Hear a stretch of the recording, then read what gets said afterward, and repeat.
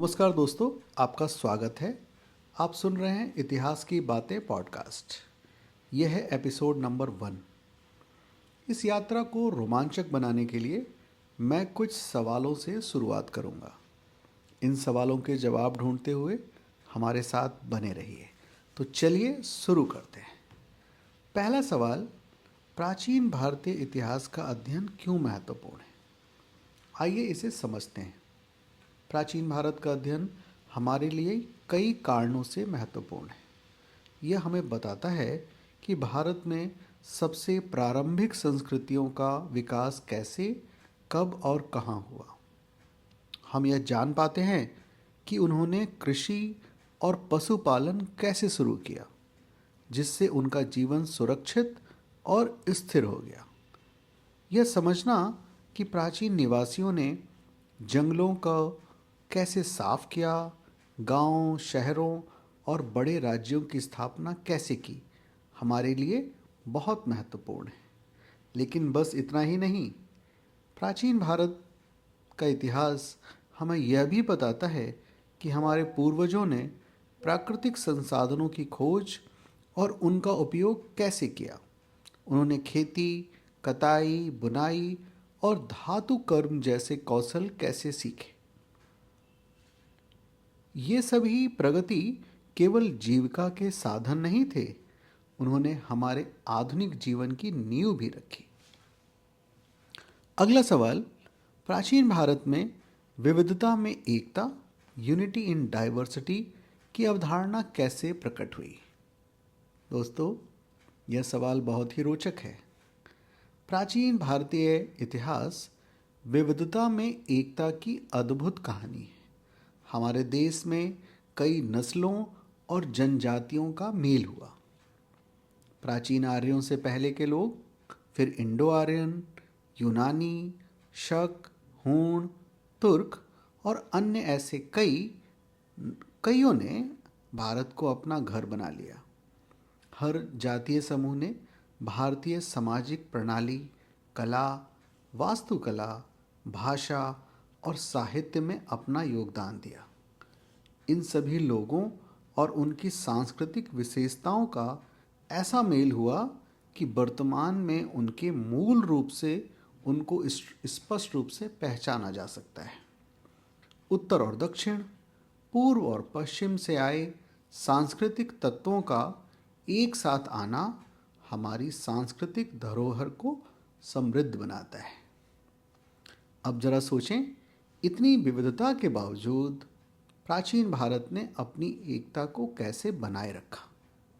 दोस्तों, ये बहुत रोचक है जानना कि इसका जो उत्तर हमारे भूगोल और संस्कृति की गहरी समझ में है। प्राचीन भारतीय विचारकों ने भारतीय उपमहाद्वीप को एक एकीकृत इकाई के रूप में देखा, जो हिमालय से समुद्र तक फैला हुआ था। उन्होंने एक सार्वभौमिक सम्राट की अवधारणा पर जोर दिया, जो पूरे क्षेत्र पर शासन करेगा। 3री शताब्दी ईसा पूर्व में सम्राट अशोक ने और 4ठी शताब्दी में सम्राट समुद्रगुप्त ने इस राजनीतिक एकता को हासिल किया। इसके अलावा प्राकृत और बाद में संस्कृत जैसी आम भाषाओं का प्रसार भी एकता को बढ़ाने में सहायक रहा। अशोक के शिलालेख प्राकृत में थे और पूरे भारत में समझे जाते थे। इसके बाद संस्कृत राज्य भाषा बना। तो ये था इस प्रश्न का उत्तर। अगला सवाल, भारतीय प्राचीन इतिहास का अध्ययन हमारे लिए आज के समय में कैसे प्रासंगिक है, कैसे रेलेवेंस है, क्या इसका रेलेवेंस है? यह बहुत महत्वपूर्ण है। प्राचीन भारतीय इतिहास का अध्ययन केवल अतीत को समझने के लिए नहीं, यह हमें आज की चुनौतियों का सामना करने में भी मदद करता है। कुछ लोग प्राचीन संस्कृति और सभ्यता की पुनर्स्थापना की मांग करते हैं और वे अतीत को बहुत ही गर्वशाली और गौरवशाली ढंग से प्रस्तुत करते हैं। लेकिन हमें यह भी समझना चाहिए कि प्राचीन समाज में कई सामाजिक अन्याय थे, निम्न वर्गों और महिलाओं के प्रति भेदभाव, सामाजिक असमानता और कई अन्य समस्याएं थीं जिन्हें हमें सुधारना चाहिए। अतीत का अध्ययन हमें समझने में मदद करता है कि इन समस्याओं की जड़ें कहाँ हैं और इन्हें कैसे सुधार सकते हैं। यह हमें वर्तमान में हमारी समस्याओं का समाधान खोजने में मदद करता है और हमें एक बेहतर भविष्य की ओर अग्रसर करता है। तो ये था दोस्तों आज का एपिसोड। अंत में आइए कालक्रम मतलब क्रोनोलॉजी पर विचार करें। प्राचीन भारतीय इतिहास की प्रमुख घटनाएं और उनका समय क्या था। पहला है सिंधु घाटी सभ्यता, जो कि लगभग 2600 से 1900 BCE इसका समय काल है, बिफोर कॉमन एरा।